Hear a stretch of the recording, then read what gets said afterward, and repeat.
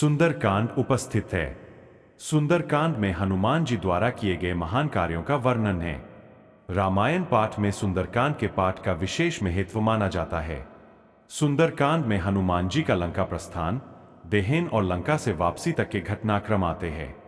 इस सोपान के मुख्य घटनाक्रम है हनुमान जी का लंका की ओर प्रस्थान, विभीषण से भेंट, सीता से भेंट करके उन्हें श्री राम की मुद्रिका देना, अक्षय कुमार का वध, लंका देहन और लंका से वापसी। सुंदरकांड में 3 श्लोक, 60 दोहे तथा 526 चौपाइयां हैं। मंगलवार को सुंदरकांड करने से ज्यादा फल की प्राप्ति होती है। सुंदरकांड जब आप शुरू करने वाले हो उससे एक दिन पहले प्याज, लहसुन, मांस, मदिरा इस सब का सेवन करें। सुबह उठकर स्नान करके साफ सुथरे वस्त्र धारण करें। काले वस्त्र में सुंदरकांड का पाठ नहीं किया जाता है। कोशिश करें भगवा रंग के कपड़े पहनकर ही सुंदरकांड का पाठ करें। चौकी में भगवान राम और हनुमान जी की फोटो को स्थापित करें। सुंदरकांड शुरू करने से पहले श्री गणेश, भगवान राम, भगवान शिव, हनुमान जी को याद कर प्रणाम करें। स्थापित किए हुए फोटो को तिलक लगाएं। पीपल के पेड़ के 7 पत्ते हनुमान जी के चरणों पर चढ़ाएं। घी का दिया या तेल का दिया जलाएं। यह दिया जब तक जलना चाहिए जब तक आप सुंदरकांड का पाठ समाप्त न कर ले। भोग में प्रसाद के रूप में आप चना, गुड़, बूंदी या लड्डू का प्रयोग कर सकते हैं। अपने गुरु और पितरों को याद करते हुए उन्हें प्रणाम करें। भगवान राम के वंदना करें और सुंदरकांड पाठ शुरू करें। सुंदरकांड समाप्त हो जाने पर हनुमान जी की आरती करें। हनुमान जी की आरती के बाद हनुमान भगवान से अपनी विनती भगवान की आंखों की तरफ देखकर बोले। पूरे दिन अयोध्या नगरी में दशरथ नाम के राजा हुए जिनकी कौशल्या, कैकेयी और सुमित्रा नामक पत्नियां थीं। संतान प्राप्ति हेतु अयोध्यापति दशरथ ने अपने गुरु श्री वशिष्ठ की आज्ञा से पुत्र कामेष्टि यज्ञ करवाया जिसे कि रिंगी ऋषि ने संपन्न किया। भक्तिपूर्ण आहुतियां पाकर अग्निदेव प्रसन्न हुए और उन्होंने स्वयं प्रकट होकर राजा दशरथ को हविष्य पात्र, खीर, पायस दिया जिसे कि उन्होंने अपनी तीनों पत्नियों में बांट दिया। खीर के सेवन के परिणाम स्वरूप कौशल्या के गर्भ से राम का, कैकेयी के गर्भ से भरत का तथा सुमित्रा के गर्भ से राम का, कैकेयी के गर्भ से भरत का तथा सुमित्रा के गर्भ से लक्ष्मण और शत्रुघ्न का जन्म हुआ। राजकुमारों के बड़े होने पर आश्रम की राक्षसों से रक्षा हेतु ऋषि विश्वामित्र राजा दशरथ से राम और लक्ष्मण को मांगकर अपने साथ ले गए। राम ने ताड़का और सुबाहु जैसे राक्षसों को मार डाला और मारीच को बिना फर वाले बांध से मारकर समुद्र के पार भेज दिया। उधर लक्ष्मण ने राक्षसों की सारी सेना का संहार कर डाला। धनुष्यज्ञ हेतु राजा जनक के निमंत्रण मिलने पर विश्वामित्र राम और लक्ष्मण के साथ उनकी नगरी मिथिला, जनकपुर आ गए। रास्ते में राम ने गौतम मुनि की स्त्री अहल्या का उद्धार किया। मिथिला में राजा जनक की पुत्री सीता, जिन्हें की जानकी के नाम से भी जाना जाता है, का स्वयंवर का भी आयोजन था जहां की जनक प्रतिज्ञा के अनुसार शिवधनुष को तोड़कर राम ने सीता से किया।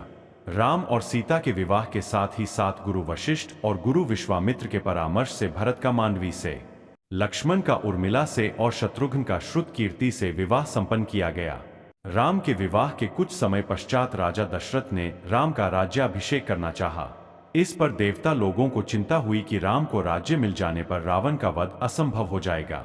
व्याकुल होकर उन्होंने देवी सरस्वती से किसी प्रकार के उपाय करने की प्रार्थना की।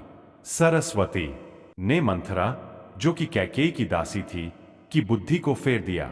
मंथरा की सलाह से कैकेयी को भवन में चली गई। दशरथ जब मनाने आए तो कैकेयी ने उनसे वरदान मांगे कि भरत को राजा बनाया जाए और राम को 14 वर्षों के लिए वनवास में भेज दिया जाए। राम के साथ सीता और लक्ष्मण भी वन चले गए। ऋंगवेरपुर में निषादराज गुह ने तीनों की बहुत सेवा की। कुछ आनाकानी करने के बाद केवट ने तीनों को गंगा नदी के पार उतारा। प्रयाग पहुंचकर राम ने भरद्वाज मुनि से भेंट की। वहां से राम यमुना स्नान करते हुए वाल्मीकि ऋषि के आश्रम पहुंचे। वाल्मीकि से हुई मंत्रणा के अनुसार राम, सीता और लक्ष्मण चित्रकूट में निवास करने लगे। अयोध्या में पुत्र के वियोग के कारण दशरथ का स्वर्गवास हो गया। वशिष्ठ ने भरत और शत्रुघ्न को उनके ननिहाल से बुलवा लिया।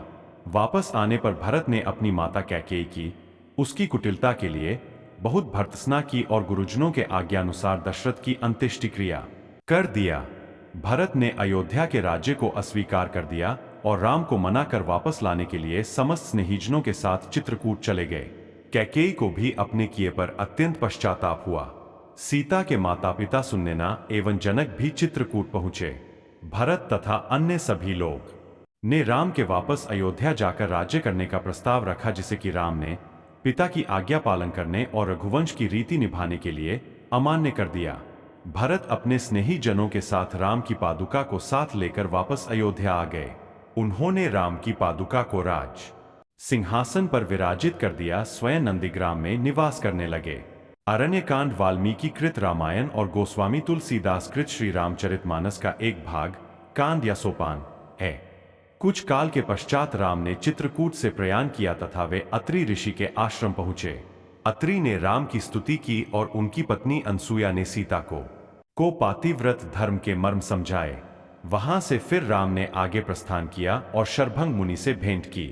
शरभंग मुनि केवल राम के दर्शन की कामना से वहां निवास कर रहे थे। आथ राम के दर्शनों की अपनी अभिलाषा पूर्ण हो जाने से योगाग्नि से अपने शरीर को जला डाला और ब्रह्मलोक को गमन किया। और आगे बढ़ने पर राम को स्थान स्थान पर हड्डियों के ढेर दिखाई पड़े, जिनके विषय में मुनियों ने राम को बताया कि राक्षसों ने अनेक मुनियों को खा डाला है और उन्हीं मुनियों की हड्डियां हैं। इस पर राम ने प्रतिज्ञा की कि वे समस्त राक्षसों का वध करके पृथ्वी को राक्षस विहीन कर देंगे। राम और आगे बढ़े और पथ में सुतीक्ष्ण, अगस्त्य आदि ऋषियों से भेंट करते हुए दंडक वन में प्रवेश किया, जहां पर उनकी भेंट जटायु से हुई। राम ने पंचवटी को अपना निवास स्थान बनाया। पंचवटी में रावण की बहन शूर्पणखा ने आकर राम से प्रणय निवेदन किया। राम ने यह कहकर कि वे अपनी पत्नी के साथ है और उनका छोटा भाई अकेला है, उसे लक्ष्मण के पास भेज दिया। लक्ष्मण ने उसके प्रणय निवेदन को अस्वीकार करते हुए शत्रु की बहन जानकर उसके नाक और कान काट लिए। शूर्पणखा ने खरदूषण से सहायता की मांग की और वह अपनी सेना के साथ लड़ने के लिए आ गया। लड़ाई में राम ने खरदूषण और उसकी सेना का संहार कर डाला। शूर्पणखा ने जाकर अपने भाई रावण से शिकायत की। रावण ने बदला लेने के लिए मारीच को स्वर्ण मृग बनाकर भेजा, जिसकी छाल की मांग सीता ने राम से की। लक्ष्मण को सीता के रक्षा की आज्ञा देकर राम स्वर्ण मृग रूपी मारीच को मारने के लिए उसके पीछे चले गए। मारीच राम के हाथों मारा गया, पर मरते मरते मारीच ने राम की आवाज बनाकर हे लक्ष्मण का क्रंदन किया, जिसे सुनकर सीता ने आशंकावश होकर लक्ष्मण को राम के पास भेज दिया। लक्ष्मण के जाने के बाद अकेली सीता का रावण ने छलपूर्वक हरण कर लिया और अपने साथ लंका ले गया।